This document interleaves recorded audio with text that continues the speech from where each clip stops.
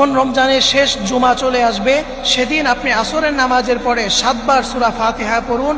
এরপরে আপনি যদি এই একটি দোয়া পাঠ করতে পারেন তাহলে ইনশাআল্লাহ আল্লাহ তাআলা আপনার জীবনের সকল গুনাহ ক্ষমা করে দিবেন। প্রিয় ভাই এবং প্রিয় বোনেরা আমার, এই তো রমজান মাস শেষ দিকে চলে আসছে, রমজান মাস শেষ হয়ে যাচ্ছে, আর মাত্র অল্প কিছুদিন রয়েছে এবং সামনে আরেকটি শুক্রবার রয়েছে এবং আলহামদুলিল্লাহ এই রমজানে আমরা বোধ হয় 5টি শুক্রবার পেতে যাচ্ছি। প্রিয় ভাই এবং প্রিয় বোনেরা আমার, এই রমজানের শেষ জুমায় আপনি আসরের নামাজের পরে আপনি যদি 7 বার সূরা ফাতিহা পড়ে এরপরে এই দোয়াটা পাঠ করতে পারেন তাহলে ইনশাআল্লাহ আল্লাহ তাআলা তার হাবিবের মাধ্যমে জানিয়েছেন ওই ব্যক্তির জীবনের সকল গুনাহ আল্লাহ তাআলা ক্ষমা করে দিবেন। প্রিয় ভাই প্রিয় বোনেরা আমার, আপনি জীবনে কত গুনাহ করেছেন, আপনি অনেক আল্লাহ তাআলার কাছে দোয়া করেছেন, আল্লাহ তাআলার কাছে ক্ষমা চাইছেন, কিন্তু হতে পারে আপনার সেই গুনাহটা আল্লাহ তাআলা ক্ষমা করে দেয় নাই।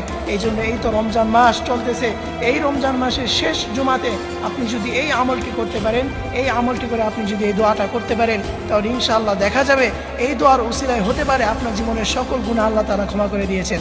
আল্লাহ রাসূল সাল্লাল্লাহু আলাইহি ওয়াসাল্লাম জানিয়ে দিয়েছেন। প্রিয় ভাই প্রিয় বোনেরা আমার, সেটা কিভাবে? আপনি আসরের নামাজ পড়বেন, এরপরে আপনি নামাজের স্থানে বসেই কিবলামুখী হয়ে আপনি 7 বার হাতে গুনে গুনে আউযুবিল্লাহ এবং বিসমিল্লাহ সহকারে সূরা ফাতিহা পড়বেন। এরপরে আপনি এই দোয়াটা পাঠ করবেন। সেই দোয়াটা হচ্ছে আল্লাহুম্মা ইন্নাকা আফুউন তুহিব্বুল আফওয়া ফাআফু আন্নী, আল্লাহুম্মা ইন্নাকা আফুউন তুহিব্বুল আফওয়া ফাআফু আন্নী। এই দোয়াটা পরে আপনি আল্লাহ তাআলার কাছে দোয়া করবেন। এই দোয়ার অর্থ খুবই চমৎকার যে আল্লাহ আপনিই তো ক্ষমাকারী, আপনি ক্ষমা করতে ভালোবাসেন, সুতরাং আপনি আমাকে ক্ষমা করে দিন। প্রিয় ভাই প্রিয় বোনেরা, এই দোয়ার অর্থ খুবই চমৎকার। আপনি শুক্রবার আসরের নামাজের পরে রমজানের শেষ জুমাতে আপনি যদি এই আমলটি করতে পারেন তাহলে ইনশাআল্লাহ আল্লাহ তাআলা আপনার জীবনের সকল গুনাহ ক্ষমা করে দিবেন। আল্লাহ তাআলা আমাদের সকলকে এই আমলটি করে এই রমজানের উসিলায় আমাদের জীবনের সকল গুনাহ ক্ষমা করে দিক। সকলেই পড়ি আমিন।